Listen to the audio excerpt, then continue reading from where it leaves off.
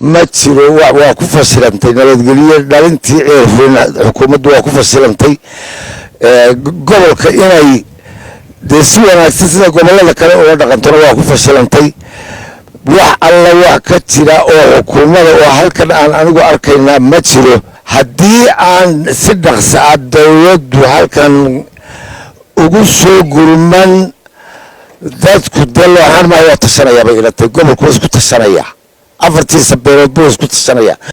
xagga dhinaca amniga oo bariyahan dambe ay ka jireen xiisado amni darro ah ay ka jireen taasoo ku fiday gobolka hadeer ku balaaratay annagu ka shacab ahaan ka waayeel ahaan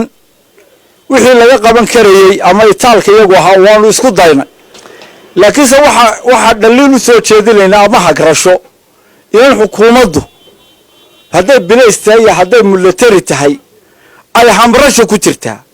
oo loo hamranayaa dadka wada nabadgelyo darrada ama amni darrada way u hamranayso sidaana haddii ay ku sii jirto amnigu ku aslaaxi maayo waayo waxaanu ku jirnaa inaanu maanta xaaladihii sideetanaadkiiba uu xaalku nala gaadho marka waxaan xukuumadda ugu baaqaynaa in aanay u hamran nin danaysta ama gacan ku dhiiglayaal daraf kasta ha joogeen inaan loo hamran baanu xukuumadda ugu baaqaynaa reer Sanaagna waxaan ugu baaqaynaa war haddii la tashan weydeen taladii xukuumaddana aragtaan war inay tashataan baa laydin baahayo amni darradaasi dadana inooguma jirto waxaan ugu baaqayaa reer Sanaag inay arrintaa ka tashadaan ayaan ugu baaq u soo jeedinayaa shacabka reer Sanaag waxaa loo gudboon inay iska ilaaliyaan qabyaaladda xun ee qurmoonka ah ee ay isku wareejinayaan oo ay midnimadoodii iyo walaalnimadoodii ilaashadaan nabadoodana ay u tashadaan waxa iyagu samaystaan baa uu ah wax marka iyaga reer Sanaag ka soo go'do ay nabadooda xijistaan ee ay samaystaan walaa xukuumad walaa cid kale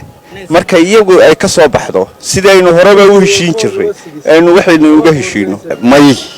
waxba kama qaban reer Sanaag waxa la gudboon inay kulmaan inay nabadda meel uga soo wada jeestaan inay walaalo noqdaan inay iska daayaan qabyaaladda inay iska daayaan beenta inay iska daayaan xaaraanta inay tashadaan oo nabadgelyada wax ka qabtaan dadka walaalahooda islaynaya na ay heshiisiyaan isu keenaan aana kala raacin shacbiga Sanaagna waxaan aad iyo aad ugu soo jeedinayaa inay iyaguna ra'yigooda dhiibtaan oo aan hadal lagu joogin waliba action la sameeyo yaa waayo haddii meel wax ka bilaabmaan waxa khasaba dabkaasi inuu meel walba gaari doono ninna dalaguma jirto waxaanu leenahay haddayna gobolkeeda sida gobolladu u tashanayn aan ka dayno waxyeelada reer Sanaag waxaan ugu baaqayaa nabadgelyaan ugu baaqayaa barwaaqaan ugu baaqayaa nabad baa naas la nuuga leh inay isku tashadaan oo mid noqdaan oo nabadooda iyo gobolkooda horumarkooda ay ka tashadaan oo xabadda ay dhigaan oo qoriga dhuunta xabadda ay ka saaraan oo gacmaha isku qabsadaan baan ugu baaqayaa halkan waxaan baad uga diray horta gobolka Sanaag waxaan leeyahay reer Sanaag iyagu aayahooda iyo mustaqbalkooda ha ka tashteen waxaan kugu yiri caadifadan iyo balaayadan ha iska daayeen waayo reer Sanaag waa dad isdhalay waa dad isku mid ah gobol Sanaagna waxa lagu xaman jiray dad isku mid ah inay ahaan jireen waxaan leeyahay reer Sanaag inay iska daayaan qabyaaladda iyo kala qaybinta iyagu aayahooda iyo mustaqbalkooda goboladii kale aynu ka hadnay aynu ka tashano oo aayahena u tashano waxaan leeyahay waa wax badan baa wax la soo doog maanta wax dhibaato badan baa soo dhacday waa laga soo gudbay